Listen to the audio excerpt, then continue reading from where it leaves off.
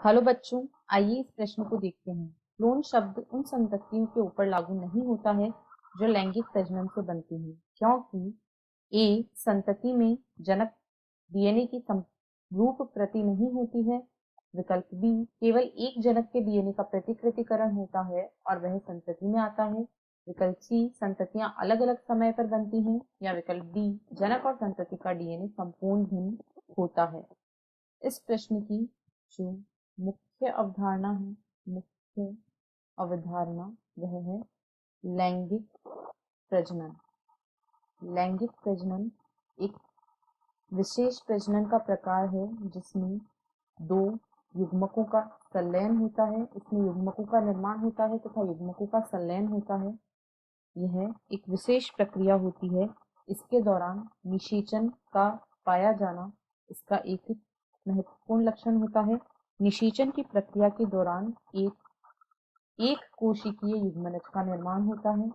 एक कोशिकीय युग्मनज का निर्माण होता है और यह जो युग्मनज होता है यह दो युग्मकों के संलयन से बना होता है, जिसमें से एक मादा जनक से तथा दूसरा नर जनक से आता है। और इस प्रकार जो युग्मनज बनता है इसमें दो अलग अलग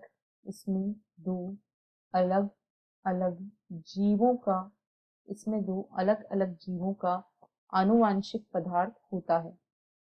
इसमें दो अलग अलग जीवों का आनुवांशिक पदार्थ शामिल होता है और यहाँ पर जब कोशिका का विभाजन होता है उस समय जब गुणसूत्र समजात गुणसूत्रों का जोड़ा बनता है तो क्रॉसिंग ओवर होता है, जिसकी वजह से आनुवांशिक पुनर्योजन होता है।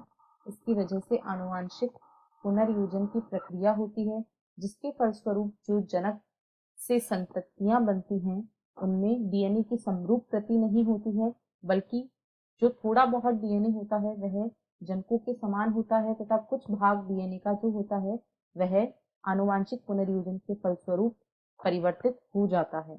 अब यदि विकल्पों को देखें तो विकल्प ए में कहा गया है संतति में जनक डीएनए की समरूप प्रति नहीं होती है। यह सही है।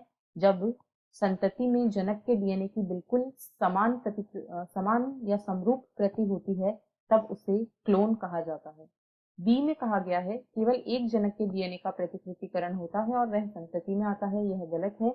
दोनों ही जनकों के डीएनए का प्रतिकृतिकरण होता है और वह संतति में दोनों ही जनकों का डीएनए आता है। सी में कहा गया है संततियां अलग अलग समय पर बनती हैं। यह गलत है। और डी में कहा गया है जनक और संतति का डीएनए पूर्ण रूप से भिन्न होता है, तो यह भी गलत है। अतः विकल्प ए इस प्रश्न का सही उत्तर है। आशा है आपको प्रश्न समझ आया होगा। धन्यवाद।